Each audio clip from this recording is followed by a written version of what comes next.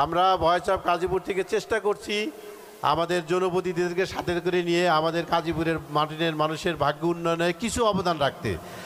আমাদের প্রিয় নেতা জনাব মোহাম্মদ আলহাজ মোহাম্মদ নাসিম, তিনি এই গাজীপুরের ভাগ্য উন্নয়নে যেভাবে কাজ করে গেছেন সেই কাজকে একটু টেকসই করার জন্য আর একটু যুবকোপযোগী করার জন্য আমরা আছি ইনশাল্লাহ। তাদের সাথে করে নিয়ে আমরা গাজীপুরকে একটা উন্নত সমৃদ্ধ জনপদ হিসেবে দেখতে চাই। আমাদের এই গাজীপুর যেহেতু একটা নদী ভাঙ্গন কবলিত এলাকা, সুতরাং এই গাজীপুরের উন্নয়নে সবচাইতে বেশি যেটা ভূমিকা রাখতে পারে সেটা হচ্ছে শিক্ষার মান উন্নয়নের মাধ্যমে। শিক্ষার মান উন্নয়নের মাধ্যমে আমাদের ভাগ্য উন্নয়ন করতে পারি।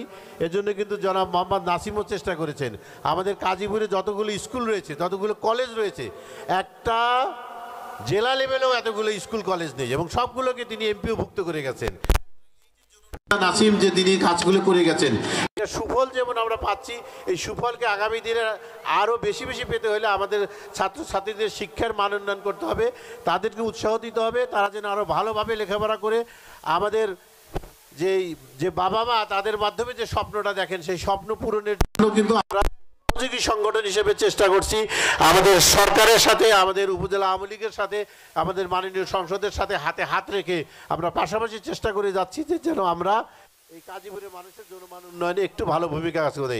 আমি ধন্যবাদ জানাই এবং কৃতজ্ঞতা জানাই আমাদের মাননীয় সংসদকে এবং সাথে সহযোগী সংগঠনের সকল নেতৃবৃন্দকে। তারা সবসময় আমাদের ভয়েস অফ গাজীপুরের যে কোনো অনুষ্ঠানে আসে, সময় দেয় এবং সহযোগিতা করে। আমরা আশা করি আমরা সবাই মিলে ভবিষ্যতে আরেকটি সমৃদ্ধ গাজীপুর করতে হয়। যে শিক্ষা আন্দোলন যে শুরু হয়েছে তার মাধ্যমে ইনশাল্লাহ আমরা ভবিষ্যতে আরও বড় এবং ভালো যে গাজীপুর আমাদের জননেতা মোহাম্মদ নাসিম সাহেব দেখতে চেয়েছিলেন, যে গাজীপুর আমাদের জননেতা ইনশাল্লাহ আমাদের সাবেক প্রধানমন্ত্রী জনাব মনসুর আলী দেখতে চেয়েছিলেন, সেই গাজীপুরই আমরা নিয়ে যাব। সকলে ভালো থাকবেন, সুন্দর থাকবেন। জয় বাংলা, জয় বঙ্গবন্ধু।